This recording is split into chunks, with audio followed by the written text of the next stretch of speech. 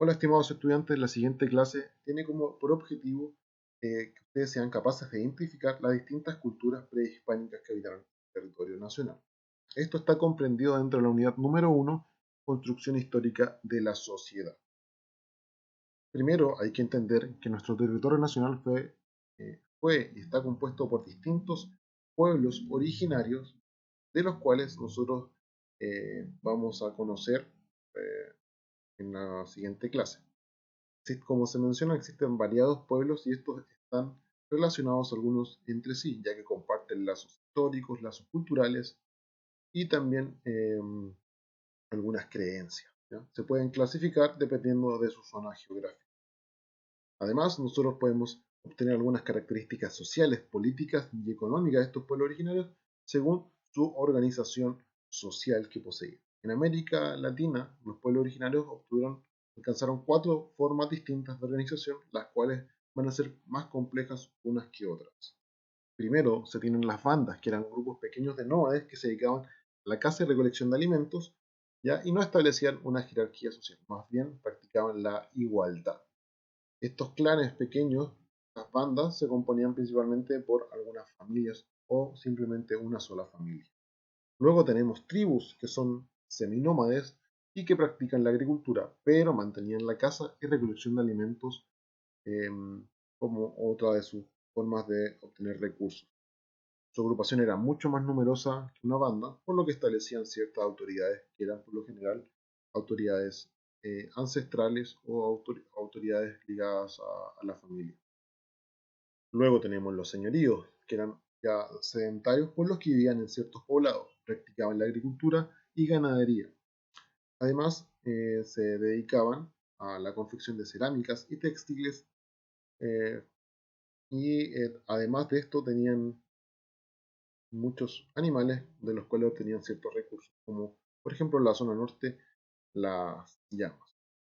Al ser mucho más numerosos existía un poder más centralizado, representado por alguna autoridad, en este caso psiques, loncos, entre otros.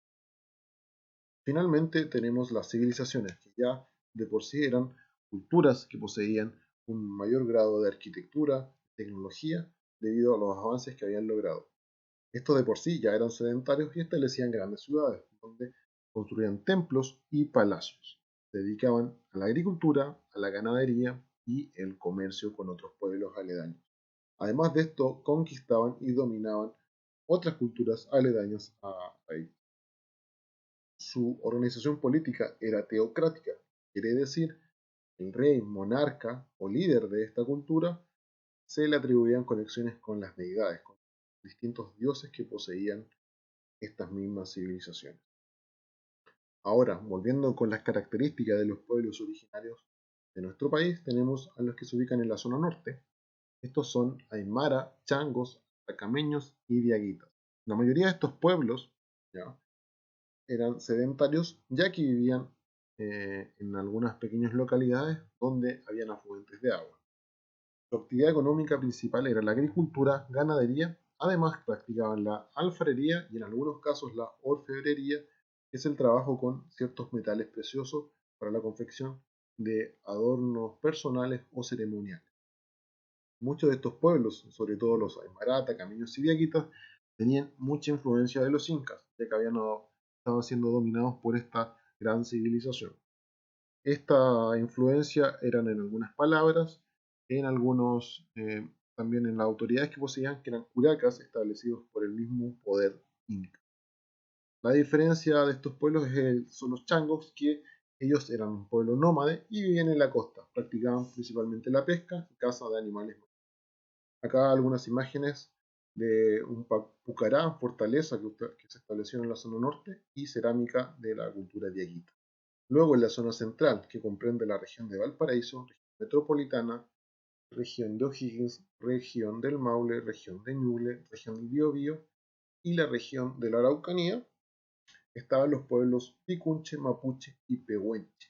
Estos pueblos eran sedentarios con una incipiente agricultura. Quiere decir que practicaban la agricultura, pero de ciertos cereales eh, y sin tener tantos conocimientos como la rotación de tierras y el uso de herramientas más sofisticadas para el uso. Además, practicaban la agricultura, perdón, la ganadería y se dedicaban a la alfarería básica, es decir, la confección de objetos de greda. Los pehuenches, a diferencia de los otros dos, picunche y mapuche, eran semisedentarios y se dedicaban a la recolección de alimentos, especialmente del piñón, pehueño.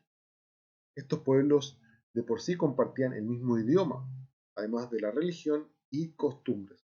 La diferencia radica principalmente en que Picunches son un pueblo que se encontraba más al norte, ¿ya? Y tenía influencia de los incas, ya que estos dominaban este sector.